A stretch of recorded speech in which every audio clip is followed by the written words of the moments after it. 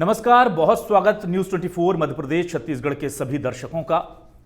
आज हम एक ऐसी शख्सियत से बातचीत करने के लिए यहां पर आए हुए हैं जो मध्य प्रदेश और देश की सियासत में गाहे बगाहे सुर्खियों में रहते हैं, जिन्हें सियासत विरासत में मिली है, समाज सेवा इनके पूरे परिवार का पहला लक्ष्य रही है और जिनके नाम से पूरे क्षेत्र को जाना जाता है, पूरे छिंदवाड़ा को जाना जाता है। जी हां, कमलनाथ जी के पुत्र, पूर्व सांसद, युवा और बेहद ही गंभीर राजनेता और एक सच्चे समाजसेवी के तौर पर पहचान बना चुके नकुल नाथ जी हमारे साथ हैं। सर, बहुत स्वागत है आपका। बहुत बहुत धन्यवाद अभिलाष जी।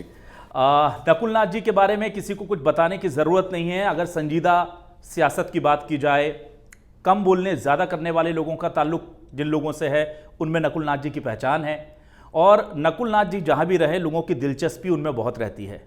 समस्या यह है कि नकुल नाथ जी मीडिया के हाथ बहुत कम लगते हैं। समस्या यह है कि वो कम बोलते हैं, काम में ज़्यादा यकीन रखते हैं। आज खुशकिस्मती से हमें वक्त दिया है तो कोशिश करेंगे कि आपके मन में अपने इस नेता के लिए जो जो सवाल हैं सबके हम जवाब ले सकें। तो नकुल नाथ जी, सबसे पहले तो मैं आपसे यही जानना चाहूँगा कि मध्य प्रदेश की सियासत, खासतौर से किसानों का जो मुद्दा है, उसको आप कैसे देखते हैं? नई जो सरकार चल रही है, क्योंकि आप आदिवासियों से, किसानों से, वो आपके क्षेत्र से आप जुड़े रहे हैं लगातार, आज के वक्त में सरकार का कामकाज, उनकी समस्याएं, क्या कहेंगे आप? देखिए, मेरा मानना ये है कि आज अगर कोई वर्ग परेशान है तो वो हमारा किसान वर्ग है। अगर मैं बात करूं छिंदवाड़ा की, कमलनाथ जी 9 बार के सांसद रहे और 45 सालों में कभी भी, मैं छिंदवाड़ा की बात कर रहा हूं, कि 45 साल में कभी किसानों को रात भर कतार में खड़े होने की आवश्यकता नहीं पड़ी। खाद के लिए, बीज के लिए, यूरिया के लिए, डीएपी के लिए। अभी लगभग महीने भर पहले मैंने एक किसान बचाओ आंदोलन छिंदवाड़ा में किया और जो रिस्पांस मिला, और ये आंदोलन करना आवश्यक हो चुका था क्योंकि भाजपा की सरकार ने जिस तरह हमारे किसानों के साथ खिलवाड़ किया है वो, और जो अन्याय किया है, उसके खिलाफ आवाज़ उठाना मैंने सोचा बहुत आवश्यक है और ये आंदोलन बहुत सफल रहा। इसकी चर्चा पूरे मध्य प्रदेश में हुई। मैंने आमंत्रित किया था हमारे कांग्रेस के अध्यक्ष जीतू पटवारी जी को, नेता प्रतिपक्ष उमंग सिंघार जी को, वो भी आए और अब ये मुद्दा ये प्रदेश स्तर पे उठा रहे हैं। कमलनाथ जी की सरकार आई, सबसे पहले फाइल पे जिस पे कमलनाथ जी ने सिग्नेचर किए वो किसान माफ़ी का था और जब हमारी सरकार गिरी तो उस समय के मुख्यमंत्री शिवराज सिंह जी ने विधानसभा में कहा कि हाँ, इतने लाखों किसानों का कर्जा माफ हुआ है। वो एक्सेप्ट किया था, अब एक्सेप्ट किया था जी। और किसानों के पास प्रमाण पत्र भी हैं। और जैसी हमारी सरकार गई, सबसे पहला काम जो भारतीय जनता पार्टी की सरकार ने किया, उन्होंने किसान कर्जा माफी रोक दिया। और आप देख रहे हैं पूरे देश में मध्य प्रदेश नंबर 1 में गिना जाता है किसान आत्महत्या के केस में। तो मेरा तो यही मानना है कि भारतीय जनता पार्टी ने सबसे ज़्यादा अन्याय हमारे किसानों के साथ किया। उन्होंने कहा था कि किसान की आय दुगनी होगी। मोदी जी ने कहा था कि किसान की आय दुगनी होगी। दुगनी कहाँ, आधी हो गई। ये तो कांग्रेस के आंदोलन के बाद जो काले कानून आए थे, जो किसान के खिलाफ किसान विरोधी कानून भारतीय जनता पार्टी लाना चाह रही थी, जब दिल्ली बॉर्डर पे किसान बैठ गए और कांग्रेस ने कंधे से कंधा मिलाकर अपने देश के किसानों के साथ वो उन्होंने आंदोलन किया, तो अब भारतीय जनता पार्टी ने अपनी घुटने टेकी और ये काले कानून वापस लिए। तो जैसा कि मैंने शुरुआत में कहा कि सबसे ज़्यादा अन्याय आज हमारे किसान के साथ हो रहा है। आपका फोकस किसानों का की समस्या है, केंद्रीय जो आला कमान है कांग्रेस का, वो भी किसानों के मुद्दे पर मुखर है। एक और मुद्दा है जो कांग्रेस आलाकमान बहुत तेज़ी से बिहार में भी उठा रहा है और पूरे देश में अब उसकी लहर है। और ये बात चूंकि आपके चुनाव के रिजल्ट जो थे वहाँ से बात सुगबुगाहट के तौर पर उठी थी और अब वो एक बहुत बड़ा एक परिचर्चा विमर्श का विषय बन चुकी है, वो है वोट चोरी। नकुल नाथ जी को क्या लगता है कि क्या वाकई में देश में वोट चोरी हो रही है? आपका रिजल्ट भी बहुत अप्रत्याशित था, सारे सर्वेज आपके फेवर में थे, तमाम जो स्थानीय लोग थे वो आपके फेवर में थे। मेरी खुद की व्यक्तिगत जिन लोगों से बात हुई थी वो भी कह रहे थे कि नकुल नाथ जी चुनाव जीत रहे हैं, पर रिजल्ट उल्टा आया। तो क्या आपको लगता है कि देश में वाकई में लोकतंत्र में इस तरह की कोई चोरी चल रही है? देखिए, राहुल गांधी जी ने प्रेस कॉन्फ्रेंस करके कर्नाटक को उदाहरण लेकर उन्होंने बताया कि कैसे वोटर लिस्ट में छेड़खानी हो रही है। और कमलनाथ जी और पूरी कांग्रेस पार्टी इतने दिनों से मांग कर रही है कि वोटिंग पुराने तरीके से हो, मैन्युअल वोटिंग हो, ईवीएम पे हम भरोसा नहीं कर सकते। आप केवल मेरे छिंदवाड़ा सीट की बात मत करिएगा, आप देखिएगा हरियाणा, आप देखिएगा मध्य प्रदेश, आप जो जो राज्यों में चुनाव हुआ था, सारे जो सर्वे थे, मध्य प्रदेश में वो कह रहे थे हम आगे हैं, छत्तीसगढ़ में वो कह रहे हैं कि कांग्रेस पार्टी 70% वोटों से सरकार बनाने जा रही है। हरियाणा में सारे सर्वे रिपोर्ट्स कांग्रेस के पक्ष में थे। ये सारे रिजल्ट उल्टे कैसे हो गए? सर्वे जो आप लोग करते हैं, जो पॉलिटिकल पार्टीज करती हैं और जो मीडिया के लोग करते हैं, एक दो सर्वे में गलती हो सकती है, लेकिन जो हमारी कांग्रेस पार्टी की सर्वे थी, मीडिया की सर्वे थी, सारे सर्वे गलत आ गए। तो वोट चोरी, जैसा राहुल गांधी जी ने कहा अपने प्रेस कॉन्फ्रेंस में कि किस तरह वोटर लिस्ट को छेड़ा जाता है, आप देख रहे हैं कि बिहार में कितने नाम काटे गए हैं। और इसी के खिलाफ राहुल जी और तेजस्वी जी ने रैली निकाली और बहुत बहुत अच्छा रिस्पांस उनको मिला, बहुत अच्छा रिस्पांस मिला। और राहुल गांधी जी ने तो कह दिया है कि पहले जो उन्होंने कॉन्फ्रेंस की थी वो तो एटम बॉम्ब था, अब जो अगली कॉन्फ्रेंस करने जा रहे हैं वो हाइड्रोजन बॉम्ब होगा। तो मेरे ख्याल से हमें रुकना चाहिए और देखना चाहिए कि वो जनता के सामने क्या लाते हैं। बिल्कुल। इसके अलावा आप छिंदवाड़ा की अगर बात करें नकुल जी, तो छिंदवाड़ा का मतलब ही देश में, मध्य प्रदेश में लोग कमलनाथ जी और उनकी लेगेसी को समझते हैं। पारंपरिक सीट है, सब कुछ बहुत बढ़िया था। आपके हारने का कारण आपको क्या लगता है, क्या वजह रही? क्या एक कहा जाता है ना कि एक बड़े बरगद की जब आप छाँव में रहते हैं तो पेड़ कितना भी घना हो, बरगद से जनता उसको एक्सेप्ट नहीं कर पाती, उनको चाहिए कि हमें अपना नेता वही चाहिए था, वो रीज़न रह गया? या आपको लगता है कि कोई काम में कमी रह गई, या वोट चोरी मुख्य मुद्दा था? क्या वो इशू था जो आपको लगता है अब इतने दिनों के बाद जब आप देखते होंगे पलट करके, तो कुछ चीज़ें आपने भी रिकॉग्नाइज की होंगी कि अच्छा ये चीज़ें थी? देखिए, वोट चोरी को मैं मानता हूँ एक फैक्टर था। जहाँ तक काम करने का आप पूछ रहे हैं, काम तो सभी हुए। छिंदवाड़ा यूनिवर्सिटी सांसद बनने के बाद जो मैंने पहला काम किया, मैंने छिंदवाड़ा यूनिवर्सिटी शुरू की। और इतने सारे प्रोजेक्ट थे, इतने सारे प्रोजेक्ट, चाहे हम अपने मेडिकल कॉलेज की बात करें, चाहे हम अपने सिंचाई योजना की बात करें, चाहे हम अपने एग्रीकल्चर हॉर्टिकल्चर कॉलेज की बात करें। हमारा जो मेडिकल कॉलेज बनने जा रहा था, पूरे मध्य प्रदेश में और पूरे मध्य भारत में सबसे बड़ा और सबसे आधुनिक मल्टी सुपर स्पेशलिटी हॉस्पिटल बनने जा रहा था। आपने पहले तो उसकी राशि आधी कर दी, उसमें जो बेड्स लगने थे उसको आधे से भी कम कर दिए। हमारा यूनिवर्सिटी जिसके लिए लैंड एक्विजिशन हुआ, आज हमारा यूनिवर्सिटी 2 कमरों में चलता है, इसकी भी राशि आपने काट दी।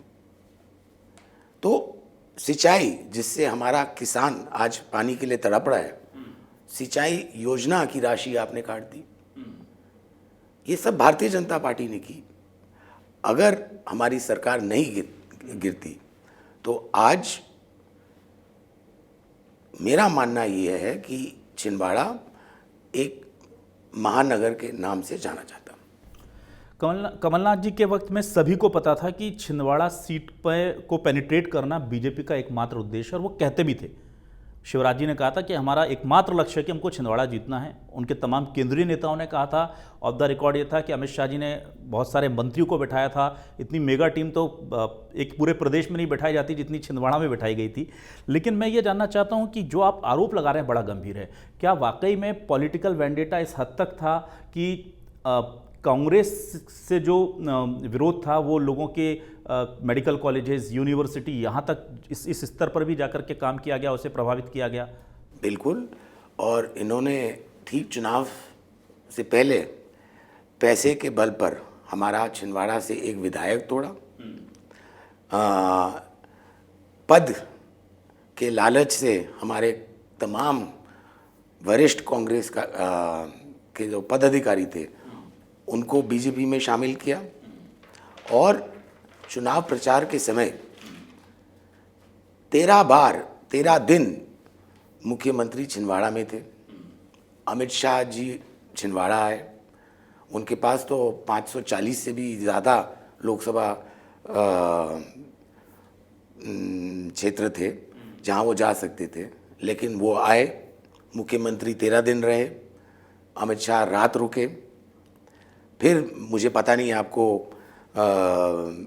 ये किस्से के बारे में पता है कि हमारा छिंदवाड़ा का वोटिंग तो पहले चरण में हो गया था, तो सारे वोट्स को स्ट्रांग रूम में रख दिए गए। सीसीटीवी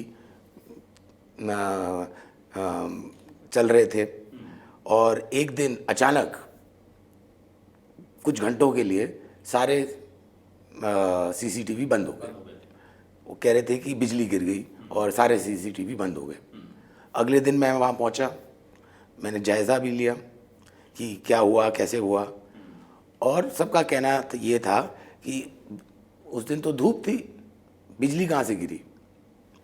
तो ऐसे बहुत सारे छोटे छोटे चीज़ें हैं। जैसे कि मैंने कहा वोट चोरी, मुख्यमंत्री का वहाँ 13 दिन रहना, अमित शाह जी का वहाँ आना, प्रशासन पे लगातार दबाव डालना, पार्टी में फूट करना, पद के लालच देना बाकी पद अधिकारियों को, कांग्रेस के पद अधिकारियों को कि मैं आपको मंत्री बना दूंगा, मैं आपको इस कॉरपोरेशन का चेयरमैन बना दूंगा। तो ऐसे बहुत सारे उन्होंने बहुत तगड़ी कोशिश की। लेकिन मैं फिर भी मानता हूँ कि कांग्रेस खास करके छिंदवाड़ा की जो जनता है और जो नाथ परिवार का संबंध है वो पारिवारिक संबंध है और पारिवारिक 45 साल से रहा है। तो वोट चोरी मेरा मानना है बहुत बड़ा फैक्टर है। आपने चूंकि संबंध की बात की और मैं देखता हूं कि कमलनाथ जी जैसा राजनेता शायद और कोई दूसरा हो जो जनता से संबंध निभाता है। कई ऐसे रिश्तों को टूटते देखा हमने उस चुनावी बयार में, जिनको मानते थे कि वो साए की तरह आपके साथ रहते हैं। हर अच्छे बुरे वक्त में आप उनके साथ, वो आपके साथ थे। और ठीक चुनाव से पहले बिल्कुल ऐन वक्त पर वो लोग निकल गए पार्टी से। और ऐसे लोग निकल गए जिनके दम पर आप लोग चुनाव लड़ रहे थे, जो आपकी मेन जिम्मेदारियां संभाल रहे थे।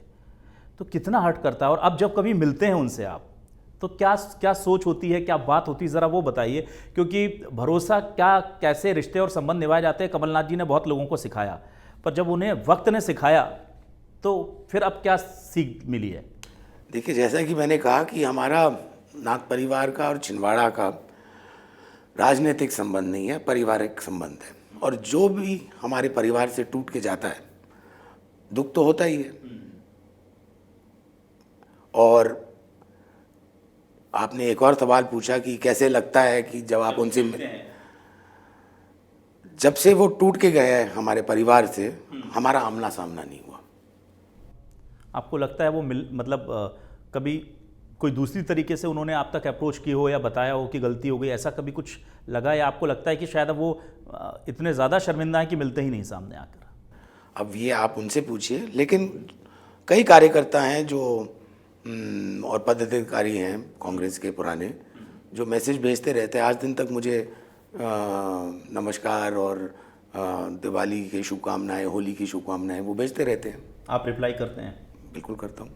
चलिए, एक बड़ी चीज़ है जो कांग्रेस के लिए बहुत चुनौती रही है जब से सरकार गई है। ठीक है, जाहिर सी बात है कि विपक्षी और विरोधी आपकी कमज़ोरियों का फ़ायदा उठाते हैं, सियासत में ये बहुत आम सा तकाजा है। पर अगर हमारी कोई कमज़ोरी होती है तो फ़ायदा उठाया जाता है। और मैं बात कर रहा हूँ कांग्रेस के अंदर के बिखराव की, फूट की, जिसको बार बार गुटबाजी का नाम दिया जाता है। और ये कहा जा रहा है कि अभी भी वो पूरी हद तक ख़त्म नहीं हुई है। इस पर आप क्या कहेंगे कि क्या वाकई में कांग्रेस में गुटबाजी अभी भी है? कई बार ऐसी खबरें निकल करके सामने आ जाती हैं, बीजेपी उनको और हवा देती है, क्या आपको लग रहा है? देखिए, कांग्रेस में कोई गुटबाजी नहीं है।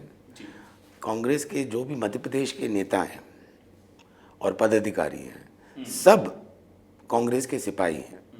और जो हाईकमांड ऑर्डर देता है, हम कांग्रेस के सिपाही होने के नाते हाईकमांड का निर्देश, आदेश का पालन करते हैं। जीतू पटवारी जी ने अभी जिला अध्यक्षों की जैसे घोषणा की थी तो काफ़ी उसको लेकर विरोध भी हुआ कई जगह पर। तो ये कहा जा रहा है कि ये भी एक गलत चीज़ हो गई, क्योंकि भाई उन्होंने कुछ लोगों को ऐसी जिम्मेदारियां दे दी जिससे वो बेटर डिजर्व करते थे। ये तमाम चीज़ें चल रही हैं प्रदेश की सियासत में। और चूंकि आप डे टू डे एक्टिविटी में अपने कार्यकर्ताओं से वो आपसे भी सवाल करते होंगे, तो क्या लग रहा है आपको? हम देखते हैं कि कमलनाथ और दिग्विजय जी के बीच में कुछ चीज़ें आती हैं, फिर अगले 2-4 दिन बाद दिग्विजय जी और कमलनाथ जी एक साथ मुलाकात करके बहुत अच्छा सा कैप्शन के साथ फोटो डाल देते हैं। तो दिखता तो कुछ और है, लेकिन बाद में चीज़ें कुछ और निकल रही हैं। नहीं, ऐसी कोई बात नहीं है। कांग्रेस एकजुट है, और ये तो केवल मीडिया वाले और भाजपा वाले, क्योंकि उनके पास कोई मुद्दा नहीं है। हमारे पास तो 1000 मुद्दे हैं कि आप किसानों को परेशान कर रहे हैं, आपने नौजवानों को क्या वादा किया था, महिलाओं को आपने कहा था आप 2500 रुपये देंगे, 1200 दे रहे हैं। हमारे पास मुद्दे बहुत हैं, लेकिन उनके पास क्या मुद्दा है? कांग्रेस के खिलाफ कोई मुद्दा नहीं है। तो ऐसे ही, इसीलिए वो ये गलत अफवाहें फैलाते हैं। नाथ परिवार ने छिंदवाड़ा को बहुत कुछ दिया, आपने अपने वक्त में दिया, कमलनाथ जी की तो खैर बहुत बढ़िया लेगेसी रही है। लेकिन अभी कोई ऐसा प्रोजेक्ट आप चाहते हैं कि मैं जनता को ये देना चाहता हूँ मेरी पर्सनल कैपेसिटी में, आगे जब भी मैं इस लायक होऊंगा, आपका कोई ड्रीम प्रोजेक्ट हो? जैसे आपने बताया कि यूनिवर्सिटी बहुत आपके दिल से जुड़ा हुआ मुद्दा था, मेडिकल कॉलेज आप चाहते थे कि बहुत अच्छा मिल जाए। ऐसा कोई आपका काम हो जो आपको लगता है कि मेरा जो पहला मौका मिलेगा तो मैं ये डिलीवर करूंगा छिंदवाड़ा को? सबसे पहले तो मेडिकल कॉलेज, और दूसरा हमारा विश्वविद्यालय। मतलब हेल्थ और एजुकेशन। हेल्थ और एजुकेशन, स्वास्थ्य, चिकित्सा और शिक्षा, इस पे फोकस करना है। क्योंकि सिर्फ छिंदवाड़ा में अच्छी सड़कें बन गई, बिजली पानी की सुविधा भी ठीक ठाक है, सिंचाई, शिक्षा और चिकित्सा, इस पे मैं फोकस करूंगा। ये प्रायोरिटीज़ हैं आपकी, बिल्कुल। अब मैं कांग्रेस पर वापस आता हूँ। परिवारवाद के आरोप लगते हैं और ये ऊपर से लेकर नीचे तक लगते हैं। हालांकि कल ही हमने इस विषय पर एक बड़ा अच्छा डिबेट किया, और एडीआर की रिपोर्ट मध्य प्रदेश की जब निकल कर आई तो उसमें से 48 विधायकों जो हैं उन पर परिवारवाद की छाप है, और उसमें से 28 बीजेपी के हैं, 20 कांग्रेस के हैं। लेकिन कहा यह जाता है कि कांग्रेस का परिवारवाद जो है वो ऊपर के लेवल पर है। बीजेपी में ठीक है, एक विधायक का भाई है, विधायक का बेटा, उसको विधायक बना दिया, पर अध्यक्ष है, सांसद है, राष्ट्रीय अध्यक्ष हैं, तो ये डिफ्रेंशिएट किया जाता है बीजेपी की तरफ से जब पक्ष रखा जाता है। तो आप क्या कहेंगे, परिवारवाद के आरोप जो हैं वो कितने सही हैं, कितने गलत? देखिए, सबसे पहले तो मैं ये कहना चाहता हूँ, अगर कोई इलेक्शन जीत के आता है और जनप्रतिनिधि बनता है तो वो अपने दम पे इलेक्शन जीत के आता है, चुनाव जीत के आता है। और परिवारवाद, जैसा कि आपने कहा, 28 बीजेपी में, 20 कांग्रेस में। हाँ, एडीआर के रिपोर्ट से बीजेपी में परिवारवाद नहीं है। वसुंधरा राजे जी सीएम थे, उनके बेटे 4 टाइम के सांसद हैं, वो परिवारवाद नहीं लगता आपको? यशवंत सिन्हा जी की बात कर लीजिए, उनके बेटे भी मंत्री थे, वो भी मंत्री थे। सिंधिया जी की बात कर लीजिए, राजमाता सिंधिया जी फाउंडिंग मेंबर थी बीजेपी की, आज ज्योतिरादित्य सिंधिया जी भी बीजेपी में हैं। तो परिवार तो हर जगह है। आप इंडिया को छोड़ दीजिए, आप बांग्लादेश में देखिए, आप पाकिस्तान में देखिए, भुट्टो साहब की बेटी, अब उनका पोता, शरीफ खानदान जो है उनका पूरा परिवार, शरीफ खानदान। आप अमेरिका की बात कर लीजिए, George Bush senior, George Bush junior. परिवारवाद तो हर जगह है। तो जैसा कि मैंने शुरू में कहा कि अगर कोई इलेक्शन चुनाव जीत के आता है, अपने दम पे आता है। टिकट मिल सकता है परिवारवाद से, टिकट मिल सकता है लेकिन जीत नहीं मिल सकती। ठीक है, चलिए मैं जानना चाहूँगा नकुलनाथ की फ्यूचर प्लानिंग क्या है सर? पहले की तरह केंद्र में सांसद रह करके काम, या आपका मन है कि अब मुझे एक बार प्रदेश में मैं आता हूँ और ज़रा चीज़ें देखता हूँ, या पॉलिटिक्स से आपको लग रहा है कि अब दूर हो जाना चाहिए, क्योंकि जिस तरह से कांग्रेस और आप लोग जिस तरह से बोलते हैं कि सियासत में अब ये चीज़ें हो रही हैं, तो आप रहेंगे जनता की सेवा के लिए अवेलेबल? बिल्कुल रहूँगा, और ख़ास करके छिंदवाड़ा की जनता के लिए हमेशा रहूँगा। कोई और बड़ी महत्वाकांक्षा नहीं है? देखिए, अभी तक तो मेरा फोकस छिंदवाड़ा था।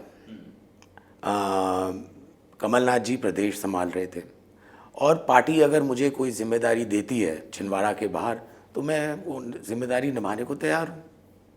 ठीक है सर, मैं ये भी जानना चाहूँगा कि कुछ समय पहले आपका एक बयान बड़ा चर्चा में था, ये तो ट्रेलर है, पिक्चर अभी बाकी है, तो हमें लगा कि भाई नकुलनाथ जी बहुत कम बोलते हैं और इतनी बड़ी बात बोल रहे हैं, तो कोई हाइड्रोजन, कोई एटम बम आपके पास भी तो नहीं है जो आप इंडिकेशन देकर गए हैं? अगर कुछ नहीं, ऐसा डिस्क्लोज कर सके तो प्लीज़ बताइए। ऐसा बिल्कुल कुछ नहीं है।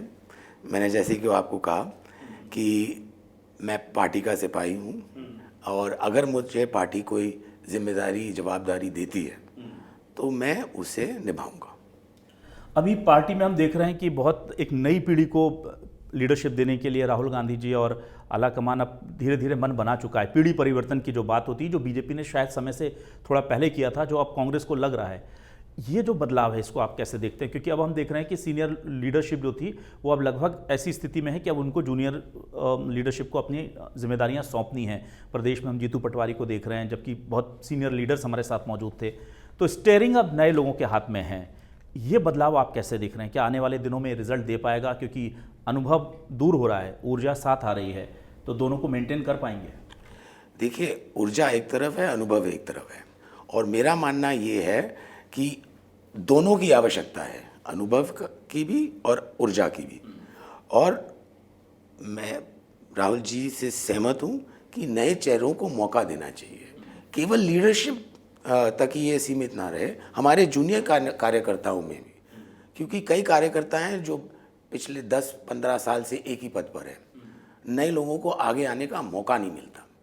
और इसमें मैं क्या देख रहा हूँ कि खास करके छिंदवाड़ा में, कि लोग जैसे पहले राजनीति में आना चाहते थे, अब नहीं आना चाहते। तो जब तक हम नए लोगों को मौका नहीं देते, तब तक मेरा मानना है कि परिवर्तन नहीं हो सकता।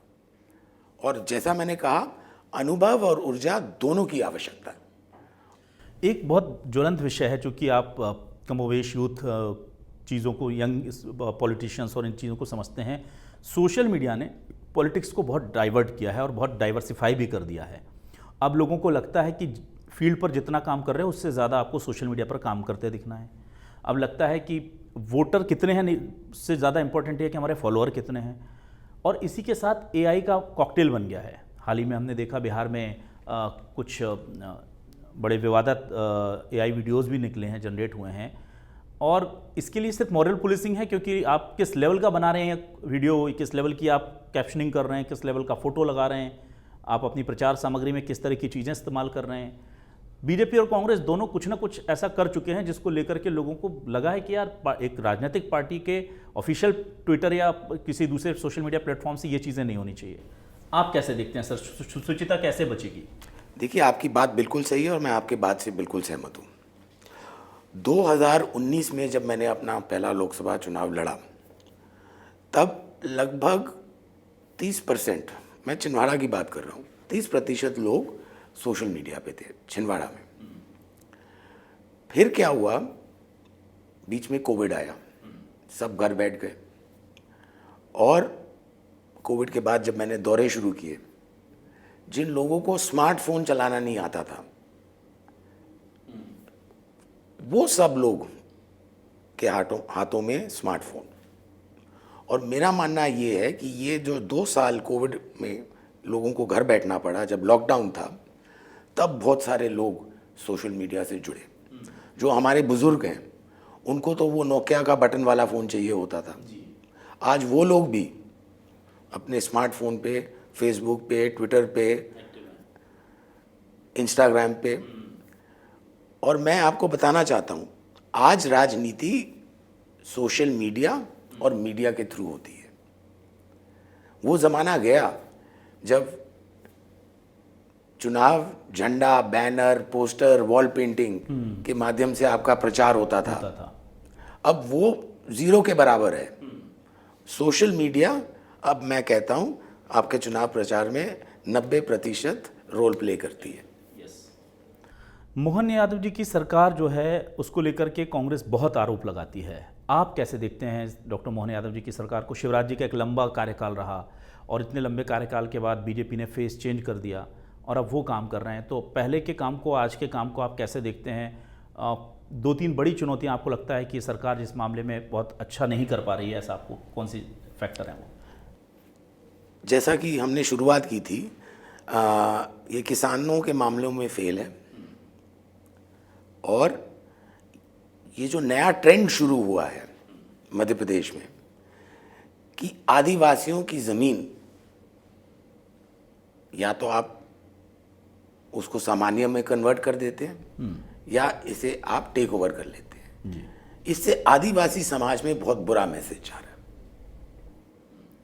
तो मैं तो कहता हूं कि आपके जो चुनाव घोषणा पत्र में जो भी पॉइंट्स थे, उनको आप फुलफिल कर दीजिए।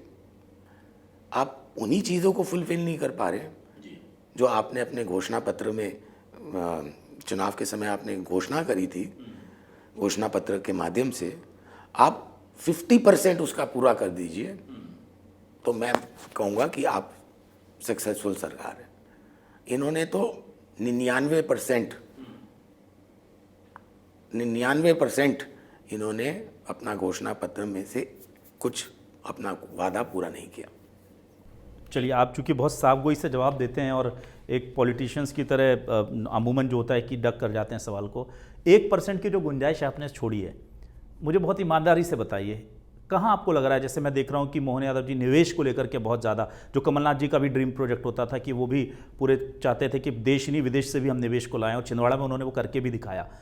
मोहन यादव जी लगातार निवेश को लेकर के बहुत ज़्यादा एक्टिव हैं। वो विदेशों की यात्राएं कर रहे हैं, वो टेक्सटाइल इंडस्ट्रीज से मिल रहे हैं, वो एग्रो फार्मिंग के लिए कॉन्क्लेव्स करा रहे हैं, रीजनल कॉन्क्लेव, ग्लोबल कॉन्क्लेव। कोई एकाध काम उनको लगा हो आपको एक अच्छे सकारात्मक विपक्ष के नाते कि हाँ ये काम ठीक कर रहे हैं वो पूर्ववर्ती सरकार से? देखिए, जब शिवराज जी मुख्यमंत्री थे, मध्य प्रदेश इन्वेस्ट समिट होता था, कौन लोग उसमें आते थे? जूनियर लेवल के अफसर, बड़े बड़े कंपनियों के जूनियर लेवल के अफसर। जब इंदौर ने, कमलनाथ जी ने एमपी इन्वेस्ट समिट करवाया, हर कंपनी के मालिक या उद्योगपति खुद उस कॉन्फ्रेंस में आए। ये इतिहास है, आपके सामने है। मोहन यादव जी भी घूम रहे हैं। कितने उद्योगपति, कितने मालिक, कितने टॉप लेवल एग्जीक्यूटिव्स इन समिटों में आकर अपनी हाजिरी दी। इससे आपको दूध का दूध और पानी का पानी।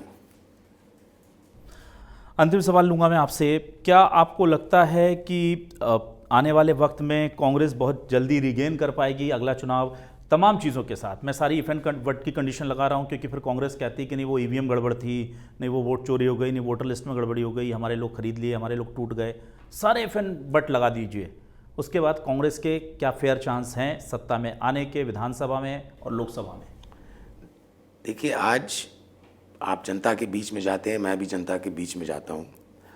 महंगाई हो, बेरोज़गारी हो, हमारा किसान हो, झूठे वायदे जो हमारी जनता के साथ की गई है, आज जनता समझदार है, समझ रही है। और कांग्रेस पार्टी फिर से, क्योंकि अब जनता बीजेपी को समझ चुकी है, ये make in India, stand up India, ये सब जनता समझ गई है। स्किल इंडिया, 2 करोड़ नौजवानों को हर साल रोजगार, जनता अब देख चुकी है कि इनको कैसे इनके साथ खिलवाड़ किया गया है। और अब लोग कांग्रेस को तरस रहे हैं।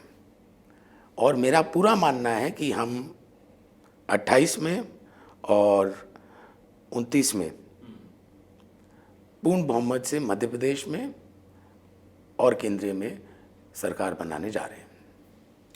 बहुत बहुत शुक्रिया करूंगा नकुल नाथ जी, न्यूज़ 24 को वक्त देने के लिए और अपनी फ्यूचर प्लानिंग्स हमारे साथ शेयर करने के लिए। और आपने चूंकि कहा है कि सियासत में जन सेवा में आप रहना चाहते हैं, तो बहुत सारी मतलब मैं आपको विशेष भी दूंगा, शुभकामनाएं भी दूंगा और उम्मीद करूंगा कि जो कमलनाथ जी ने करके दिखाया है छिंदवाड़ा के क्षेत्र की जनता के लिए, उस लेगेसी को आप और आगे ले जाएं। शुक्रिया, बहुत बहुत धन्यवाद।